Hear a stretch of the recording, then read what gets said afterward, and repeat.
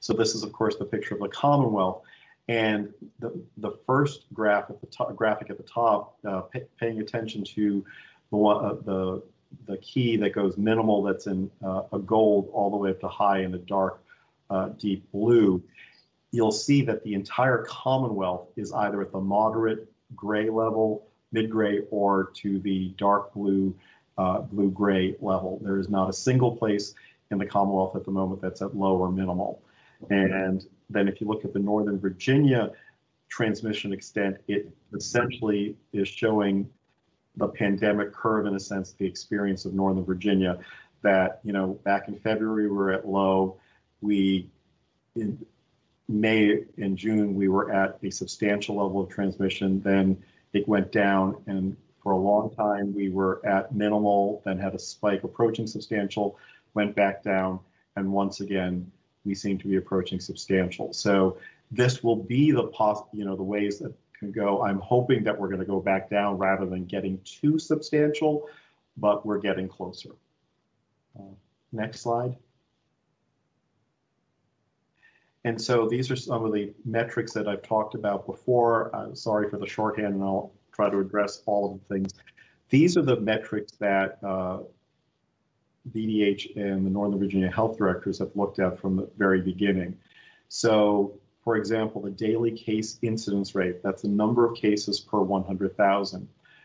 We're currently at 14.5. The materials in the parentheses are the lower and upper bounds if they happen to have it. Something below 5 would be ideal. Being above 10, which is what 14.5 is not where we'd like to be. And then we look at how many days has that trend been, and it was increasing for 21 days. And the threshold to say it's either going up or down is if it does that for 14 days. So our analysis is that this trend has been increasing. The daily PCR percent positivity rate is what the rate is for Northern Virginia. So, and I'll show you where we are later, but for Northern Virginia, we are at 6.1%. The upper threshold is 10. Obviously, the lower one we'd like is 0. This has been increasing for 25 days. It goes beyond the 14-day threshold, so that's considered a trend that's increasing. The rate of outbreaks per 100,000, and what you have to realize is the definition of an outbreak is 2 or more cases of spread within the same person, place, and time. You have to have all 3 conditions.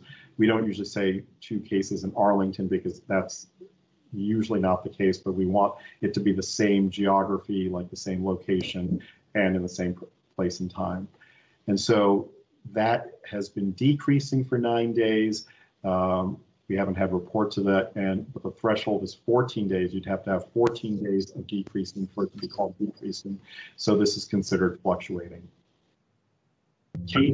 The case percent among healthcare workers, this is an important value to see how well our infrastructure is able to respond to things, and they're doing infection control as well. Because if you have a high case percentage among healthcare workers, you can worry about the healthcare system, especially hospitals, about what sort of protections are in place and how many cases are there.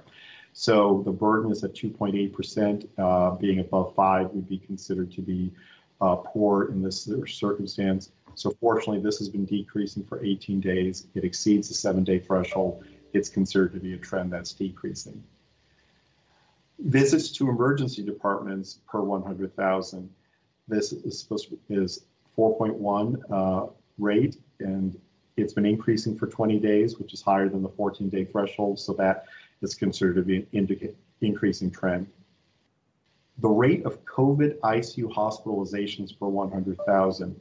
We're at 1.4, having a number below 3.5 is where we want to be. That's been decreasing for 6 days, but it's not been 14, so it's fluctuating.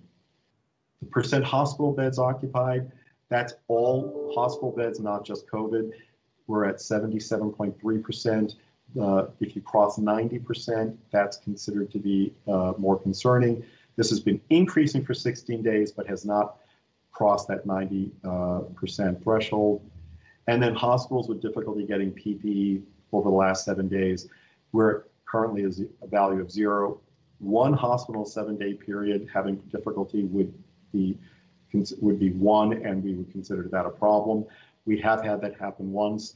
We've been fortunate more as a region, but there are reports other parts of the country have had more difficulty getting PPE because this has not been dealt with in a uniform manner, in my opinion. Next slide. Dr. Varghese, I think Mr. Karantonis had one question on the last slide, I believe. Mr. Karantonis, what is? This is just for me to understand the numbers and the metrics properly. Just clarification. So percent of hospital beds occupied, you said that 77.3% is the general occupation percentage of, and that doesn't only reflect ICU hospitalizations, right? Sorry, COVID-19 hospitalization. Do we have a metric about how many or what part of this is due to COVID, or even more specifically, how many ICU? What is the ICU bed availability for the increased COVID patients that are coming through now the higher incidence? Sure. We do actually have some of that information. I did not put it in this because it hasn't exceeded those thresholds. And so the ICU capacity has been decreasing, as in the number of cases. So therefore, it has not been actually crossed. Some of the developments in treatment have led to improvements that ICU beds aren't necessarily as needed as before.